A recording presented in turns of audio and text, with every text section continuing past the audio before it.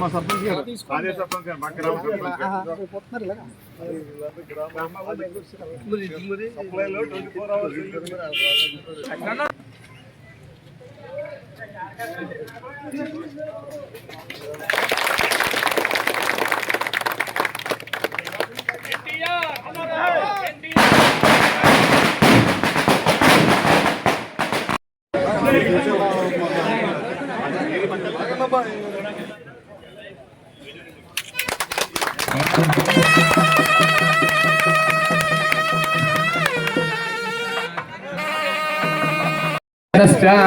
सैषामे माघोषाग्निहोत्र एव सम्पन्न अथो आहुः सर्वेषु यज्ञक्रतुष्मिति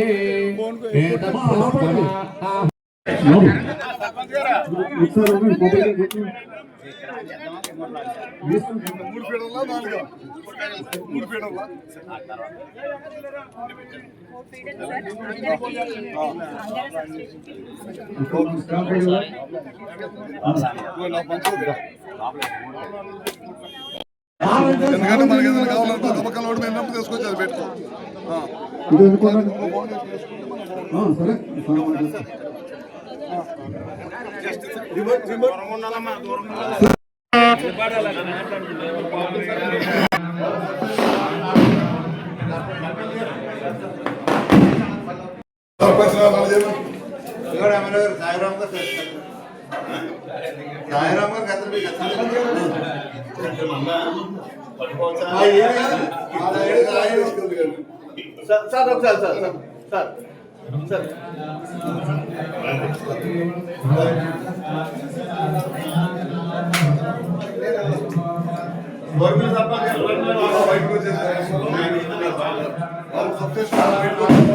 ఎమ్మెల్యే గారు చెప్పారు.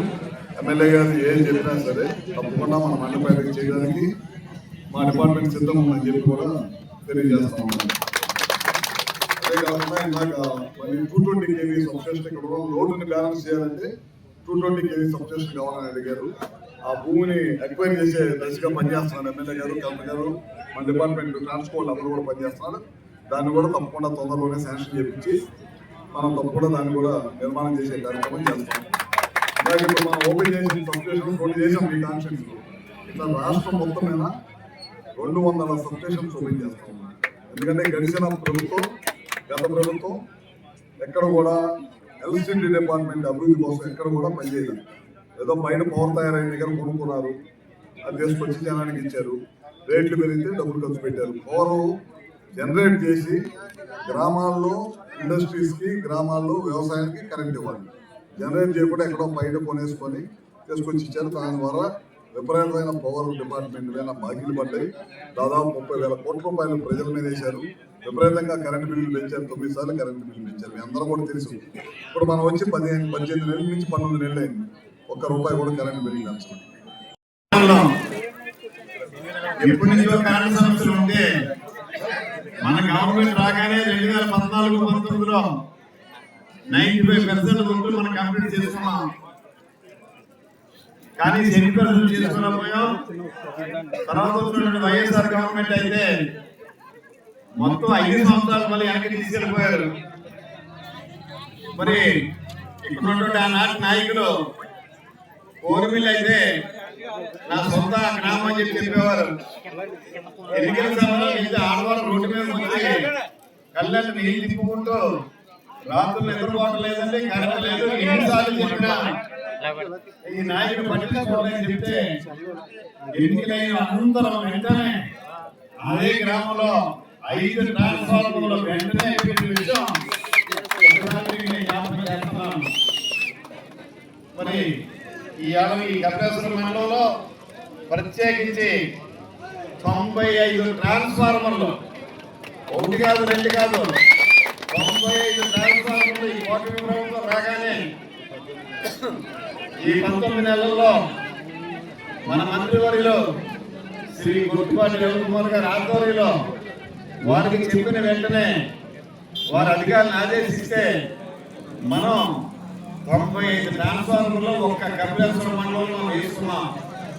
అయినప్పటికీ ఇంకా లో వోల్టేజ్ సమస్య ఉందని చెప్పి అధికారులు చెప్పిన మీదట ఏంటి దీని పరిష్కారం అంటే ఈ కబ్జాసుబ్రహ్మణ్యంలో లో అంటే మనకి కరెంట్ డిమాండ్ తక్కువ ఉంది, కానీ లైన్లు దూరం కాబట్టి లో వోల్టేజ్ మాత్రం పోవడం లేదు. దీనికి రెండో సబ్స్టేషన్ ఉండాలి ఈ మండలంలో అని చెప్పంటే ఎక్కడ బాగుంటుందని చెప్పి మన సిబ్బందిని అడిగితే, అధికారులను అడిగితే ఈ దేవిని వారే సెలెక్ట్ చేశారు. అది ఎక్కడ రాజకీయాల్లోకి వెళ్లకుండా అధికారులు ఏ గ్రామం అయితే సెలెక్ట్ చేసుకున్నారో అదే ఈ గ్రామం ఈ దేవిలో పంచాయతీ వారు చక్కని స్థానంలో ఇవ్వడం జరిగింది.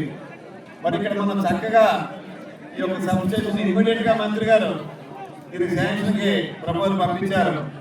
కానీ మండపేట మాత్రమే శాంక్షన్ ఇచ్చి ఫస్ట్ ప్రయారిటీ మండపేట టౌన్ పెట్టాం.